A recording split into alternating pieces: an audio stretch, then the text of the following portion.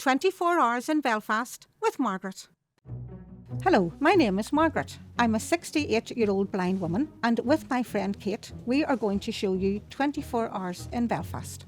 Our first stop is St George's Market. This is one of Belfast's oldest attractions. It is open Friday, Saturday and Sunday. Today is Friday, which means Farmers Market. We experienced a rich display of foods and bespoke crafts. Access is level throughout, with toilet facilities and entrances on 3 sides of the market. It can be quite busy, but with enough room to move between the stalls. There's a lot of information to take in, and it's nice to hear different global languages. We managed to find a table beside some live music to grab a coffee.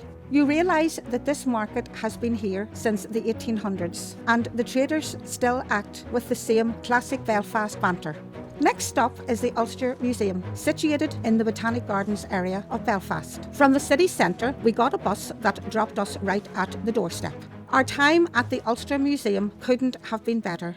There was lots to experience in terms of tactile, and staff were really helpful and professional. My friend Kate had been to the Ulster Museum many times, and even she had a new experience with the displayed works that you could get close to. Apart from the rich collection of art and history, there were touch displays and audio stations. Ground floor access to the museum is level, with lifts and accessible toilets throughout the building. There are some steps with platform lifts and folding chairs that you can carry on your tour should you feel like a wee rest. It's open to the public every day except Mondays.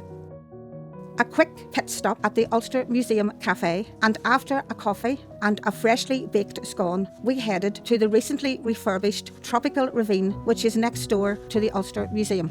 Recently restored to its original Victorian design, the Tropical Ravine houses plants from all over the world. Some doors are automatic with level access throughout and an accessible lift and toilet to the lower floor. There are interactive panels throughout the ravine. Kate was describing to me the life cycle of the fern embossed in bronze, which was really nice. I especially like the recorded sound design of tropical birds, which make the plants feel at home.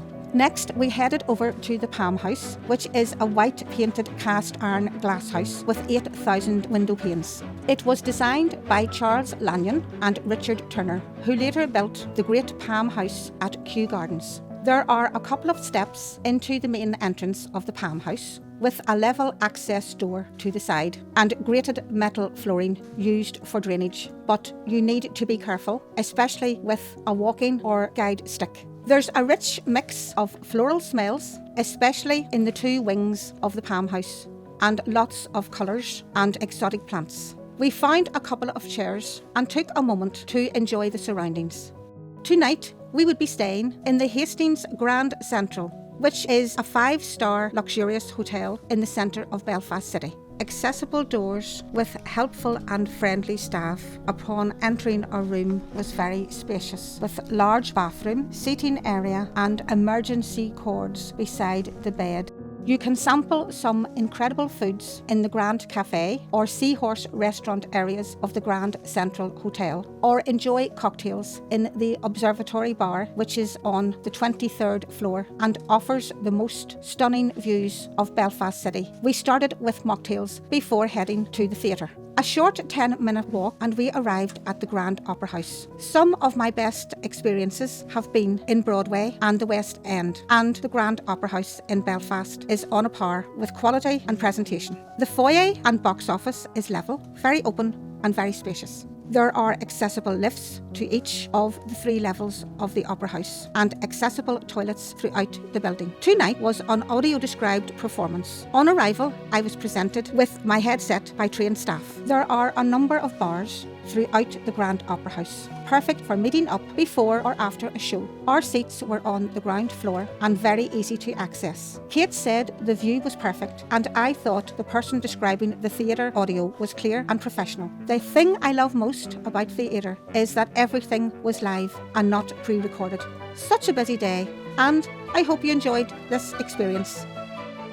How would you spend 24 hours in Belfast?